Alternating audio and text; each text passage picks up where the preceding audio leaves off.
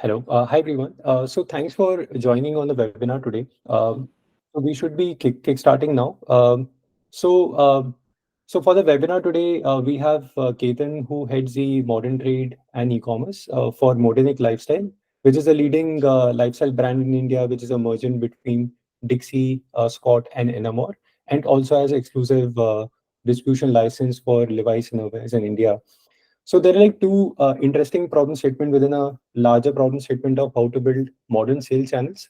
One is a modern trade itself, which I keep on talking to a lot of digital first brands who are trying to take a shot at and how to succeed in the GT part. We'll take a viewpoint from Ketan on that. And second is the e-commerce itself. Like for Modenik, the brands are very well known, Enamor and Dixcy. So the strategy to build a scalable, large channel in the e-commerce since it's been a new entrant compared to already established offline. So for some of the attendees today who already have a very large offline presence and early in their wave to expand into e-commerce, what could be the strategies? These are like two broader umbrella questions which we had where we will try to get a breakdown from Ketan on it. For everyone, if they have any questions, you can click on the icon which is on the bottom left and go to the Q&A and you can ask questions to us. If it is on the topic which we are on that time, we can address it live. Else, we'll have a Q&A section towards the end where we can address them one by one. A bit about WareIQ for anyone who's joining us for the first time. So we are an e-commerce fulfillment company. We started in 2019. We are a tech-enabled fulfillment services where we help with multi-channel fulfillment, be it your website orders, D2C, marketplaces. Now, quick commerce is something big. So in last 1.5 years, we also built up very focused solutions to a quick commerce. And then for your purchase orders for MT and GT, we enable all of that. We are backed by Y Combinator, Flexport, and some of the other large tech-enabled funds, and trusted by about 400 plus brands. And some of the logos, which you might already be aware of, some leading large brands like Modenik itself, who's on the call, Metro, Lotus Herbals, and also digital first D2C brands like Minimalist, Bliss Club, and the likes. So with this, we'll get things started. So over to you, Ketan. So if probably you can give a background about Modenik itself and about the organization and probably get into the supply chain aspect of things, and then from there we can start the questions. Sure, sure. Let me use a couple of slides to just give an overview of Modenik. Is it okay if I share the slides, Harsh? Yeah, yeah, sure, please. Okay.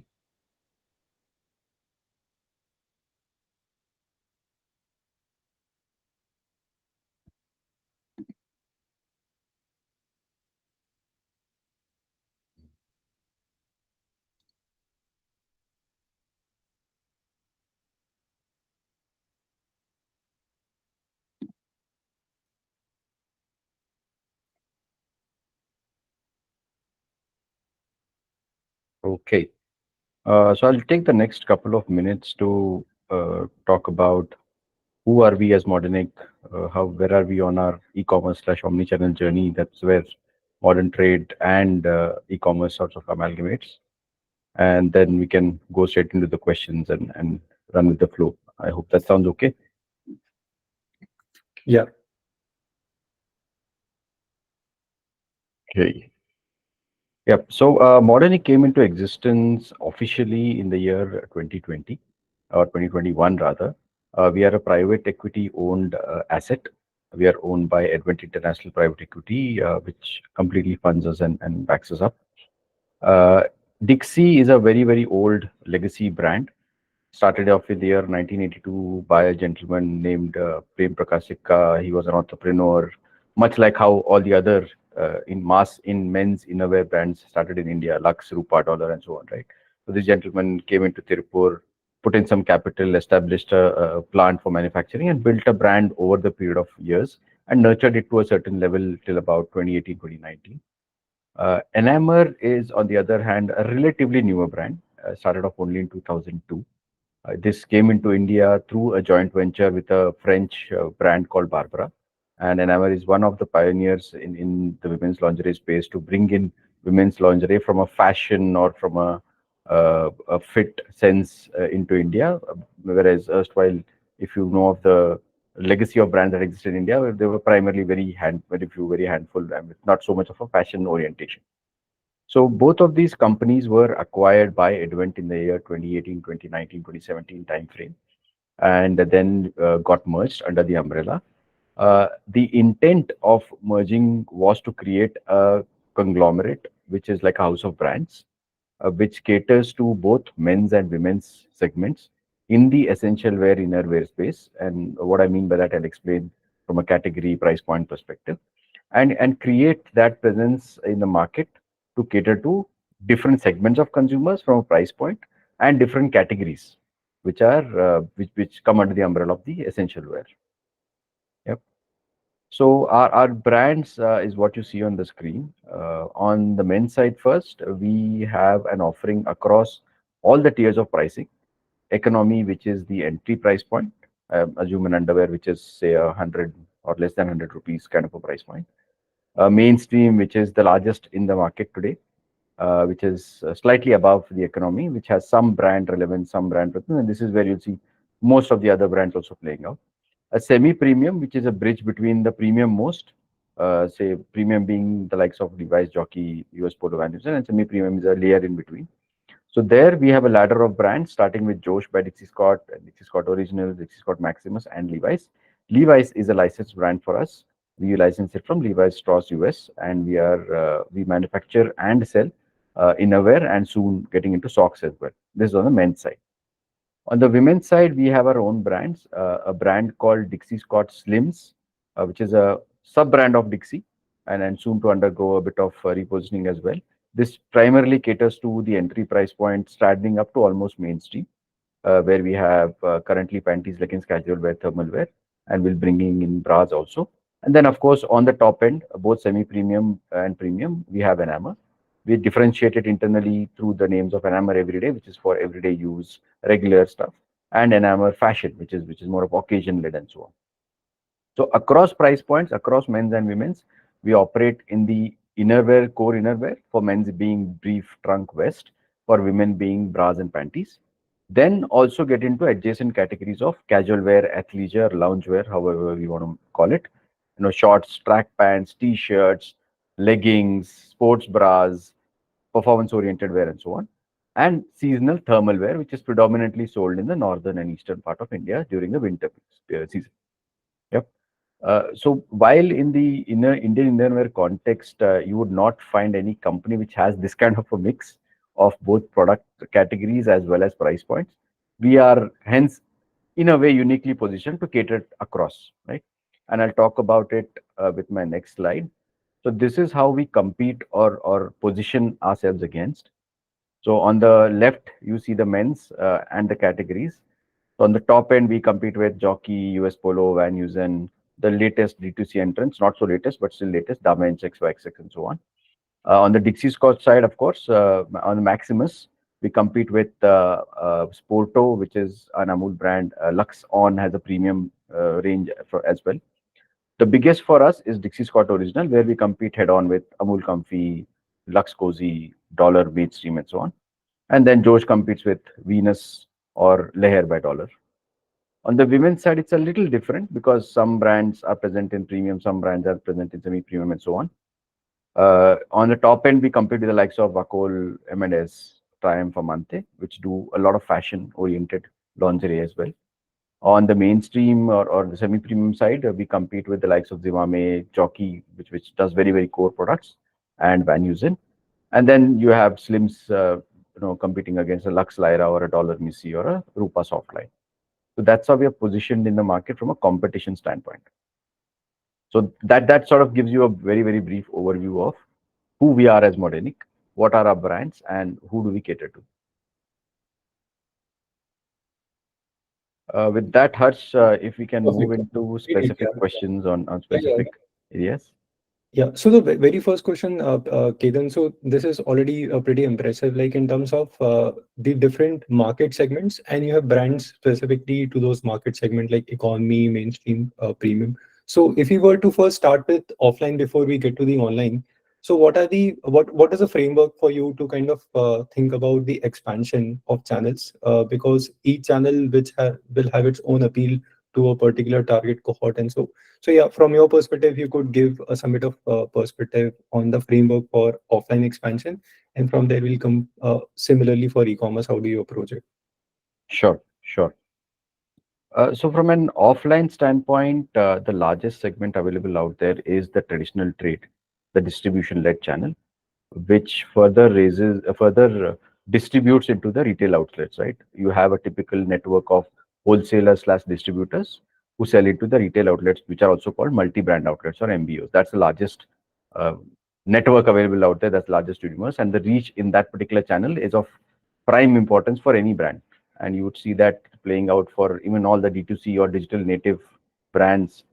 For growth, you have to get into that channel. So that's the primary focus area. It differs for us brand to brand. On the Dixcy Scott side, it's predominantly a offline-led brand.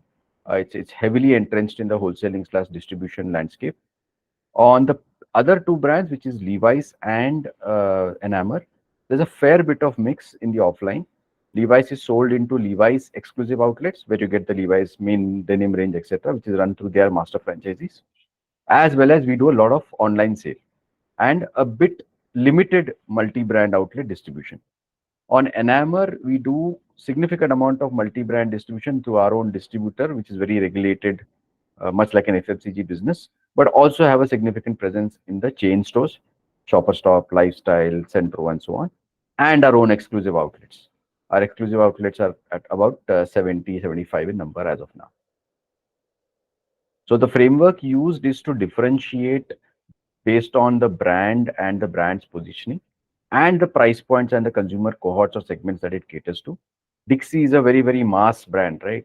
It's a slightly lower price point, distributed widely, present across, and each of the brands have their own strong pockets in various geographies of India. Our brand is very strong in UP, in Maharashtra, in parts of Orissa, couple of places in the north.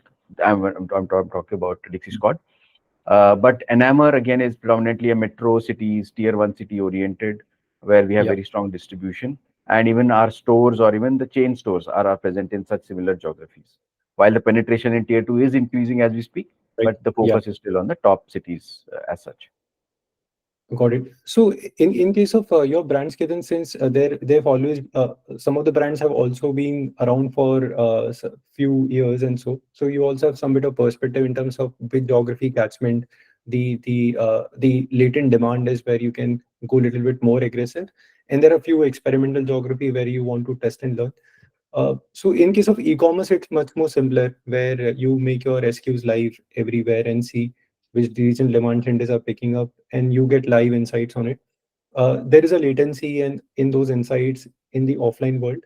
So for your newer brands and new entrants coming in, and so how do you approach the GT parts? For example, you mentioned that UP and certain belts are strong for certain geography, and so for new entrants, probably that is going to be still a mystery, where you may have a hypothesis but you want to test it out.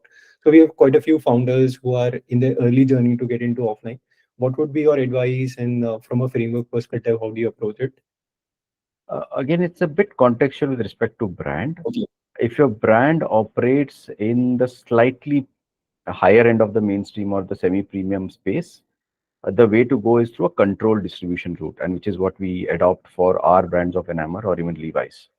We have very well defined distribution structures where who are these distributor, first of all, profiling the distributor, making sure they're from that particular trade or have the capability and capacity to back you up, who have enough working capital to be invested, and who can adhere to the norms that you would want to go in as a brand, followed by a very controlled retail outlet distribution. There are quite a significant universes available out there from a retail outlet standpoint. But within that also, which ones do you go after? What are your terms of trade is what critically matters. How strong is your brand? And control it through technology. So we use DMS as a distributor management software for billing, for knowing what goes in as primary and then goes out as secondary. We also use a lot of technology on the Salesforce management as well. How is our network reaching out and helping the distributors supply products into the retailers. I'm talking about the free field force, which is on the ground executing the business every day. So you get to know what is the kind of offtake happening there, what kind of ordering is happening, what is the frequency of throughput, even at a SKU level, right? The north may have a very significant different size ratio, more Hmm. of L size and XL size selling out versus the south where Yeah. small and medium is more preferred. Some nuances what I'm giving of as example. So a controlled distribution route in the multi-brand outlet is definitely the way to go, which gives you a lot of visibility on data, which gives you a lot of uh, feedback coming in on improves your back-end supply chain, your forecasting, your planning of products, and hence a push into the trade and so on. Also, the commercial hygiene bit. I think those would be my 2 cents on that. Okay. Uh, if you come to the other side of offline, which is your chain stores or your exclusive outlets, I think that's sort of a no-brainer, which everybody knows. That for chain stores, of course, it's completely dependent on what kind of a relationship or rapport you build with those chain Yeah. stores, and what stores, what weighted stores of theirs you're trying to get the space into. For EPOs, we do rely a lot on technology and our on-ground information as well. For example, the field force that exists on the ground for the multi-brand distribution outlets, they know the market. They're doing beats every day. How do you get that information fed back that this is a potential area for a store to be opened? Plus, we work with a lot of new age companies. One of them is GeoIQ, which works with the likes of Lenskart and so on, using satellite and tech data information, zeroing in on a particular lat long that okay, this is the Okay. kind of a store, this is the kind of potential. Let's go out there and open the stores, provided the unit economics works out. Great. So this is like the broader framework, and since you have your brands at different price point, some nuances will come into it, where EBOs go to a certain fitment of channel for a set of brands, and there are brands at the entry level where you will go to a much more mass route. So great, Ketan. I think that's quite good. If there are any specific questions, we may take in. We can move to the online part, where from an Sure. e-commerce perspective, how do you think of the dynamics between, say, D2C e-commerce marketplaces? How do you approach the expansion? It'd be great to get your perspective there from a framework perspective. Sure. And I'll again contextualize it with respect to brands. Okay. Uh, so for a mass brand like Dixcy Scott, right?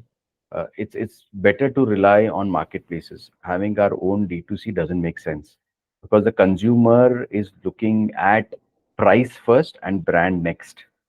So from a loyalty standpoint, it's not that heavy, and hence investing on a D2C and attracting consumers could be a very costly proposition. The unit economics would not work out. Also because of the nature of the product category, the kind of price points that you're offering, right? So we rely heavily on marketplaces. We look at the likes of Amazon, Flipkart, Myntra, or whatever marketplaces available out there. Also getting into quick commerce shortly. That's the new up and coming explorable channel that has come in.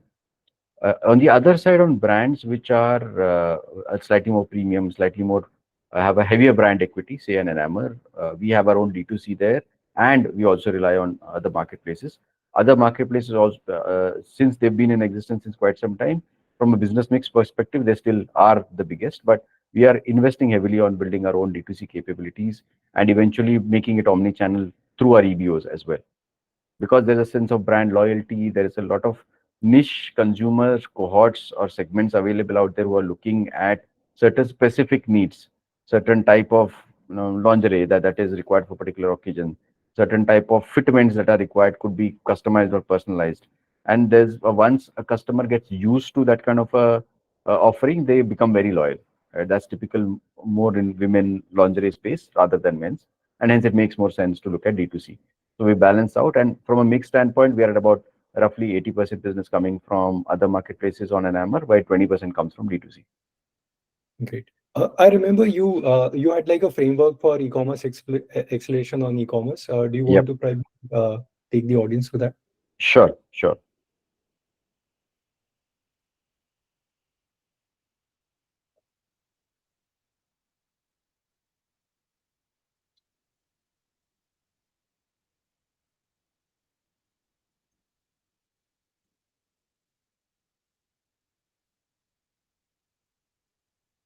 So from an e-commerce acceleration standpoint, we look at 6 key pillars of growth or focus. Uh, and these are also tweaked to an extent platform to platform. How we play on Amazon is a little different from how we play on a Flipkart or a Myntra and so on. Likewise, D2C. The first part is marketing, and we all here know that digital marketing or performance-based marketing through e-commerce platforms is what is the base area to focus on if you want to grow your business. So there we look at what capabilities the platforms have. For example, Amazon has a very, very sophisticated, advanced capability of marketing. How do you build expertise in that? Vis-a-vis, say, a Flipkart or a Myntra, which are still more developing in that area. Also, again, Amazon being search-led versus Myntra being visibility or display-led. How do you build your strengths there? And look at maximizing your ROI. Look at what kind of ROAS you're getting, what is the kind of advertising cost of sales, look at your mix of organic, inorganic. Essentially, go after establishing a flywheel. Now, make sure your stock is available, make sure the SLAs are correct, make sure your pricing are right, and then you put in the money in marketing, it starts giving you return. So that's the first pillar. A second pillar is precision targeting, or what we call as personalization, or in now also hyper personalization, right? Where we look at again the capabilities of the platform and look at who do you target, retarget, or acquire. For example, I'll give you a couple of examples that we've done. Amazon has very sophisticated capabilities of going after a certain type of consumer. Simple examples would be somebody who's brought an Enamor bra. Can you sell them an Enamor panty? Very simple, right? But somebody who's bought a XYZ brand T-shirt, can you recommend them a T-shirt bra? It is possible. So how do you do that? Somebody who's bought in Levi's brief can buy Levi's vest, but somebody who's bought in a Levi's denim, why can't they buy Levi's innerwear?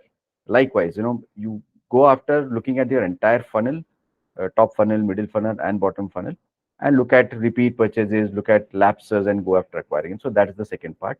And in this case, Myntra is a lot more advanced as well. What contextual ads you show, what cohorts you show them to is very, very specific and can be customized on the platform based on their marketing engines. The third is the product catalogs itself, which talks about product listings or product display pages, which is where we put in a lot of effort. Because unlike offline retail, where you have the retailer talking to a consumer and convincing कि ये product खरीदना है या वो product खरीदना है, the product page speaks to the consumer. The images, the titles, the bullet points, descriptions, content out there is of very, very key importance. One, from an SEO standpoint, because the algorithms are designed where they give weightages to each of these parameters and your products throw up. Two, when the consumer lands up, which is the middle funnel, and through a click through has come to your page, make sure that the conversions happen, and hence it becomes important. Next is the whole pricing and assortment bit. Again, we tailor it to platform specifics. For Amazon, for example, we keep very, very core, not so high fashion oriented products. The pricing is very sharp. Whereas on a Myntra, we try out or experiment with fashion oriented products, or say, for example, higher packs of innerwear, which we don't do on Amazon. Amazon typically pack of one, pack of two sell. But on a Myntra, there is experimentation and success that we've seen in pack of 3, 4, 5. Buy more, save more propositions. I'm just giving you some examples. Last, of course, to enable all of this is your backend supply chain and operations, which is where partners like you also come in, looking at creating a tech-based fulfillment capability, whether it is order management system or warehouse management systems. We have our own warehouses which have these capabilities, and we partner with external warehousing service providers like WareIQ as well. Something that cuts across all of this is your relationship and business planning process. It is very key because they can give you a lot of information and handhold you in this process. You do joint business plans, you review them, you look at building new capabilities, new growth levers, etc., and you keep doing that constantly through connects on with the direct key account folks or the top to top folks. So that's like the framework in a nutshell, what we follow and which has given us good results so far. Great. Thanks for detailing this out, Ketan. And in case of Enamor and some of your brands, since they're already pan-India in nature with all geography having their own set of demand, and since the marketplace algorithms also work in a manner that if the product is regionally placed, they put you higher in the search orders and so. So what is your regionalization strategy? How do you approach regional fulfillment centers and so to kind of spike up the demand or fulfill it in the required timelines? So on the demand supply equation, or rather the supply side, we have a multi-pronged approach. One is we work with on both 1P and 3P models. What I mean is outright or marketplace, where, for example, on Amazon, we have a lot of business where their subsidiaries or other entities buy products from us and replicate the inventory across, versus say a Mintra or a Flipkart, which is heavily marketplace based, which means we do the fulfillment from our own warehouses. That's where we have our own warehouses in Bangalore or Tirupur, plus we partner with the likes of WareIQ. We also use the third angle, which is the warehouses which these marketplaces have, say fulfilled by Flipkart or a just-in-time SJIT model which a Mintra has. So it's a multiple network-based approach that we adopt. The demand signals are picked up at each and every location. When we do a lot of we put in a lot of focus on forecasting at a region level, not even a region level, in fact at a warehouse level, because that warehouse caters to a certain set of pin codes in that particular location. So what at a particular style, and when I mean a style, it's like a product. For example, there is a style called style 009 in Levi's, which is a brief that has 4 sizes and couple of color options. At that granularity level, what is the kind of demand coming in? What is the kind of base stock do you hold? How frequently do you replenish that base stock to make sure that the demand is not lost? And hence, complete working on picking up signals on potential loss of sales, picking up signals on changing demand trends, not just from our side by analyzing the marketplace data, which we get readily through the order management systems, but also partnering with the likes of Mintra, Flipkart, Amazon, and so on, who also give us continuous feedback and forecast that this is the new trend that is coming in, this is how the demand could shape up or change, and hence keep your back-end supply chain ready to cater to that kind of a demand. Understood. And one of the things, Ketan, that I keep hearing from a lot of digital first D2C founders and operations leaders is that when you're running your own D2C, you also get very consumer specific insights. You know those customers, you know their addresses, phone numbers, you can have more in-person interaction. That tends to kind of go uh, dark in case of marketplaces where you get like a PO level visibility and you not really exactly know those customers. And how should you kind of think about it? Because marketplace also give you a scale which will take a lot of time in case of D2C to build it to that level. But there's like a trade-off over there. So is there a solution that you've been able to figure out that while scaling on marketplaces, still having that consumer perspective? This is where the whole cross-pollination approach comes in handy. Like you rightly said, D2C, you get first-hand information, like who's the consumer, name, mobile number, social media profile, everything, right? Those signals, how do you, and when your D2C mix becomes more than 20-25%, that becomes a significant contributor. That you get at a very, very pin code level, and that detail level, pin code / product SKU level. How do you get that information? Marry your offline and marketplace information as well. For example, we have a network of 70 odd EBOs. How do we get information there, which is also first hand available to us? Plus, even on marketplaces, if you are able to balance out your outright, which is the PO based bulk buy process, and your 3P model, which is your marketplace model, where even though the order is coming from one of the platforms, you are still fulfilling it from either your warehouse or from a WareIQ warehouse or from a SGIT FBA. Marrying all these three data points together to pick up the signals is what we do. For example, marketplace data, you don't get, 3P marketplace, you don't get to know the customer name or information, but you still get to know which pin code is having what demand. How do you get that information? Overlay the D2C demand information on top of it, and hence curate the kind of demand that could come up or forecast that the demand that could come. This is very critical for us, particularly because of the kind of product categories that we deal with. In women's bras, a bra has 16 sizes. The size ratio could differ a lot from region to region. Like I gave an example, North, it's very skewed towards higher sizes. South, it's slightly lower on the smaller sizes. West, it's slightly in the middle. So picking up those nuances and making sure that is fed back into your supply chain. In fact, we go one step further. We use this information also to correct our forecast on the entire offline multi-brand outlet distribution, which is going through distributors. There you are party to only what the distributor picks up or what he supplies to the outlet. You don't even know what offtake is happening from the outlet. But still, this kind of information being fed there keeps improving the forecasting accuracy continuously, and hence helps address the sales loss, potential sales loss gap that could arise. Okay, great. Okay, thanks for detailing that out, Ketan. I was going through the questions which I came in, which came in through the folks while they registered for the webinar. One most frequent question was working capital and inventory holding cost. As you go into multiple channels, you need to buy more inventory, and also if you are going to offline, there are so many channel partners, and what is the framework to think about to optimize your working capital, cash conversion cycle, and make sure that you don't hold up too much, keeping it in as lean as possible? Uh, I would relate that to the explanation that I gave earlier on forecasting. And the Okay. very basic requirement on this front is inventory norms, right? Which again could differ from region to region, platform to platform, based on the supply network that you have created. For example, for our each of our three brands, be it Dixcy Scott, be it Enamor, or be it Levi's, when I'm trying to supply something through a fulfilled by Flipkart warehouse, which is present in say 5 locations of Flipkart, I define warehouse level inventory norms at a style level, and I track that. Likewise, if I'm fulfilling it from my own warehouse in Tirupur, I define the warehousing norms because Tirupur has to have a slightly higher cover because I'm supplying outright also from there. But FBF is very niche specific, geography based, caters to only marketplace.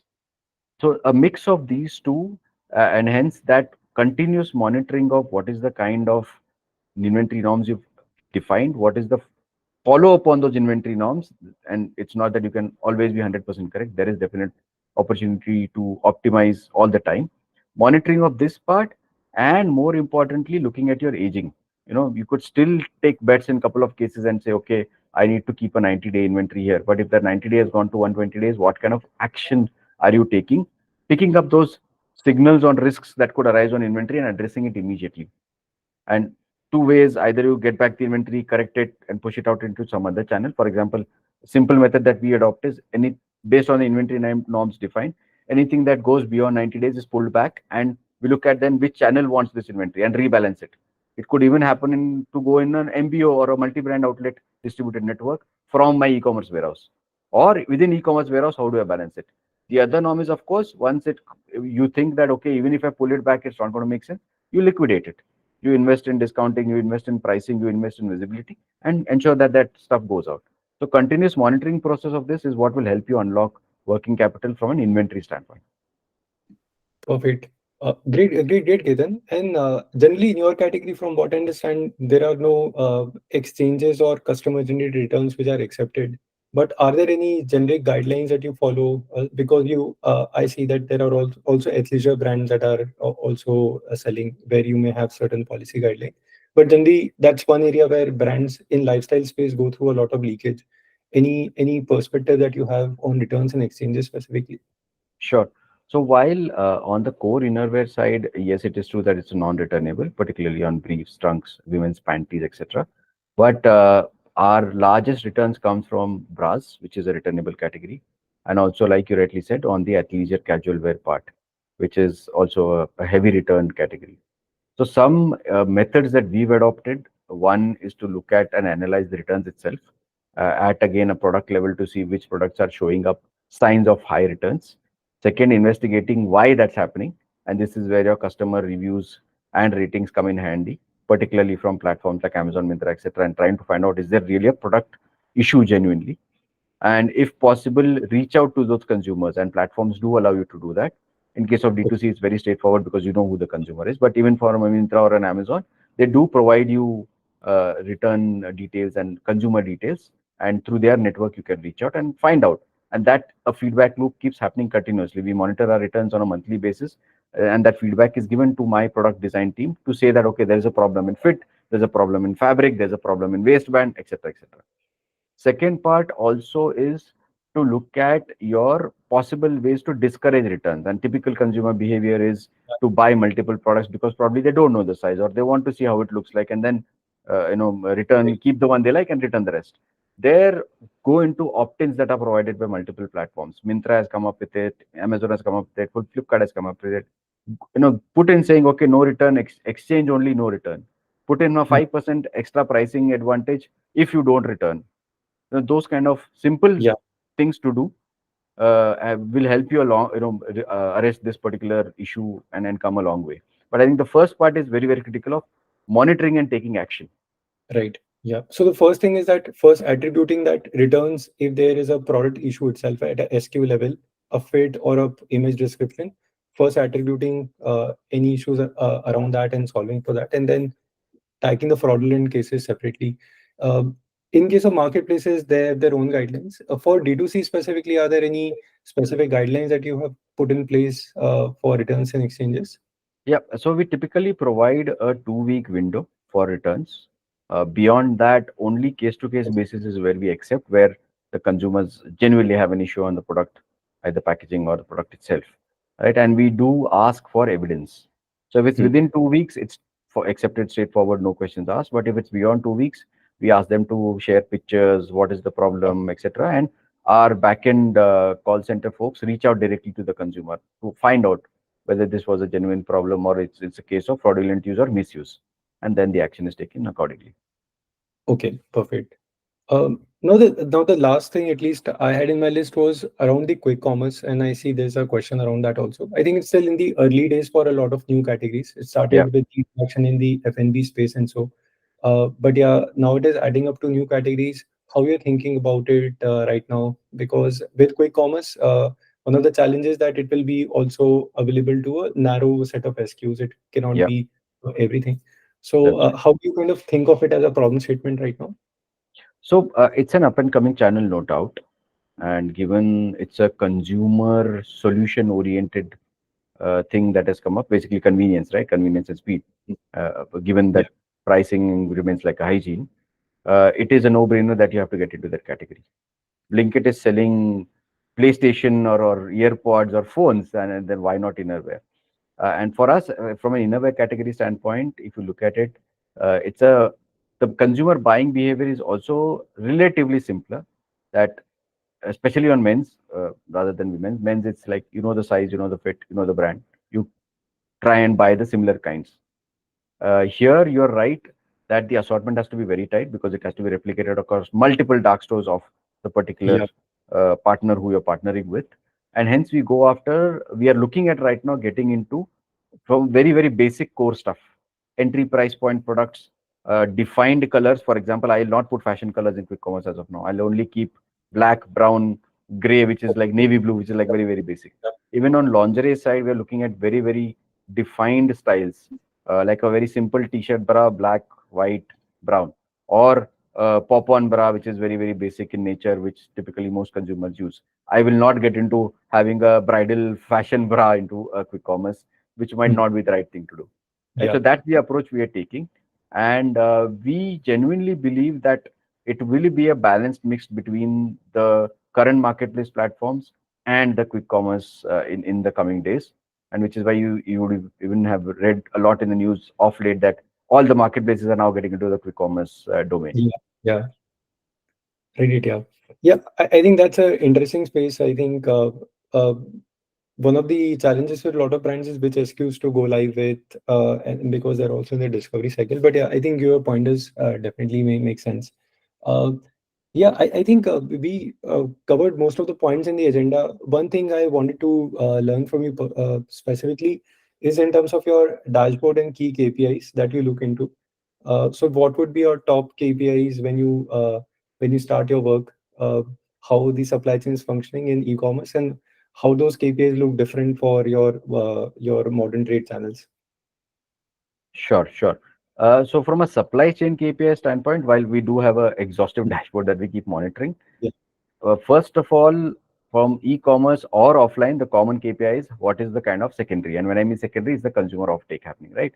That Okay. information is available to you literally every day, every hour, based on the models that you're using to get into and sell to consumers. That then converted into next parameters being SLAs. What is the Hmm. kind of SLA that you've promised and Yeah. differentiated by metro, tier one, tier two, by platform? What is the kind Right. of SLA that is being adhered to? So that makes a huge impact on your conversions or the Hmm. end consumer purchase. Then looking at your inventory health, which is not a daily monitored kind of a thing, but at least once in a week, the Yeah. signals to be picked up, which I spoke of earlier. What are the inventory norms, warehouse wise? Are there any breaches on those inventory norms? Is there something that is getting stuck, which is non-moving? What action has been taken or not taken? And that's to a exhaustive dashboard that we have at a warehouse product level platform wise, and that's what we use. So these are the primary KPIs that we look at from an online perspective. Offline, of course, other parameters come in. What is the kind of throughput that you're getting per store, per square feet, which shows the kind of hygiene of inventory. What is the base stock that you maintain? Because there it's very, very store specific. And against that, how much capacity do you have?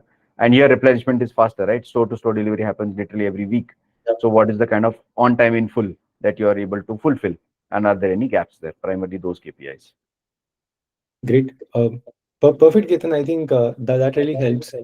Uh, so we'll just give uh, the another minute to see if there are any Q&As. So for everyone who just joined in between, for you to ask any questions, just navigate to the bottom right part of it. There's an icon, and if you click there, you'll see a Q&A part, and you can ask your questions there. Um, yep. So while I think during the signups we got in a fair bit of queries, so I did cover that.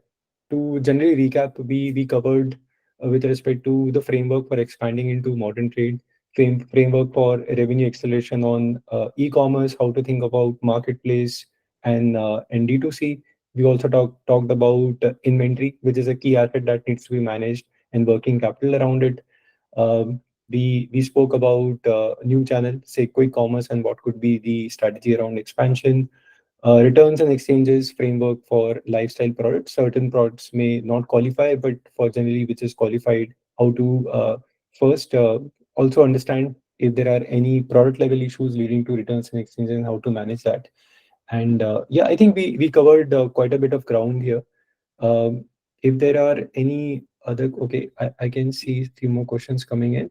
How genuine are customer reviews is one question. For regional fulfillment, how do you identify which are the right locations for setting up a warehouse? Okay, so we have like two more questions coming in. So, are there instances of customer reviews being genuine, not genuine? Do you take them with a pinch of salt, or you really go by that?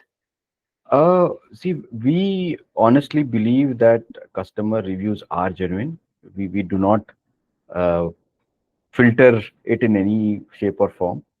Whatever feedback comes in is taken as the real feedback and worked upon. And also for our brands, at least, there is no influencing done. It comes directly from the consumers. However, if there are instances of bulk buy consumers who put up reviews saying it's a product is not good, etc., etc., we do find that out, and then it's not just taking consumer feedback and passing it on to the product design team saying the product is not good, fit is not good, etc. It's also to analyze who is given this review, right? We have seen at times certain retailers or certain other entities picking up bulk products and just trying to malign you in some shape or form. And we do reach out and try and cross check, but that's like maybe 1% of the 100% cases that comes in. Predominantly, it's all genuine customer reviews that are coming. And I think if you are genuinely wanting to be a brand that resonates with consumer, there should be no filters applied, and it should be taken as the genuine reviews that are coming in. Perfect. Great. The other question which is coming is in terms of replenishment itself. Since if you work with a wide range of SKUs with varying lead times, and especially in the cases where lead times are short, so how do you manage the replenishment? So, like I mentioned before, it all begins with the kind of sales and operation planning process you have and the kind of inventory norms you define, which has to be, again, I'm reiterating, has to be at a warehouse level, warehouse Okay. product level, right? Of course, you can aggregate it. Say, for example, I wouldn't want to do it at in my own warehouse, for example, which is in Tirupur or in Bangalore. I would look at it at aggregate level. I have to cater to outright demand that is coming in from an Amazon, Flipkart, Myntra, or whoever. I have to cater to my D2C. I have to cater to marketplace orders that are coming. So I aggregate the demand at that level and define inventory norms of base holding plus a certain X number of days, also Okay. depending on the lead time product wise from my backend supply chain. Some products might get manufactured in 90 days, some get manufactured in 60 days, and so on. But at the same time, I also look at defining inventory norms for specific regional warehouses based on the region they're catering to. Like if it's a WareIQ warehouse, we know WareIQ caters to all the platforms and not just one platform. So how do you build a better cover there, because its demand is coming from multiple places? But if I'm looking at a fulfilled by Flipkart warehouse or a fulfilled by Myntra warehouse, it's catering only to that particular platform. And that has a certain nuance of what kind of styles sell there, or sizes sell there. Though inventory norms defined are very different there. So that's what Understood. literally gives you the power to act and react, or at times as well, to control inventory, control working capital investment, ensure sales losses minimized, as well as your inventory health index is maintained at the right levels. Sure. Great. And one question is coming from Tapan. So the question is, does your specific SKU have different pricing across different channels? At least 95% of the cases, no. We are actually very, very hard nosed on pricing, because as a brand, we want to stay true to the consumer, that the pricing is same across channels. 5% of the cases, which I spoke of, 95 and 5, why not? Is particularly if we have done some exclusive things with platforms. For example, I may launch a particular SKU which is currently selling in a pack of one, at a pack of three only with Mintra. And since Mintra is buying that inventory for me because it is exclusive, they also upfront disclose that, okay, I'm going to put some money from my side as a pricing investment. There, that leeway is given. But otherwise, we control the pricing across channels, across marketplaces, and ensure that the pricing is same across. Great. Perfect. I think we covered other questions also, which are there in the Q&A forum as part of our main topic itself. I think a lot of them had to again go back to your inventory planning framework and all of that. So I think that's pretty well detailed also. So great, Ketan. I think with that we can wrap up. And for everyone who joined in, you'll also get a video of our webinar along with a presentation where we would be also summarizing some of our finding. Okay, we have one a new question coming from Nakul. Uh, does e-commerce delivery pin code help in establishing depots in different states in order to achieve faster delivery timeline? I would say as a brand, it would, but it would require a huge investment from your side if you want to establish depots in literally every pin code, right? That's exactly why, as a brand, you partner with the likes of WareIQ or the marketplaces. They have that capability already existing, right?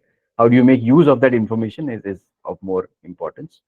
But from a D2C standpoint, I think, again, it could be a way to be faster or closer to the consumer. But there also, it's a question of how much capital do you have to invest. So again, leverage partners like WareIQ who have that capability built. Leverage your own stores if you have any to become omni-channel and supply from the stores itself, because the stores then function as warehouses, right? Where the demand can be fulfilled within a particular area in like 2 hours, 3 hours, 4 hours. I think that's the way to go on that question. Perfect. So, great. Thanks a lot, Ketan, for detailing this out. So, from our side, what we'll do is we'll condense some of the learnings from the session today. I think there were like quite a few important topics that we touched upon. So, we'll put together a small consumable guide also, and you'll all have the video for the webinar. And thanks again, Ketan, for taking time out for the session today. Really appreciate it. My pleasure. Thank you so much for having, and thanks to the audience as well for the interesting questions. All right, great. Thank you. Thanks, everyone. Thank you. Bye. Have a nice day.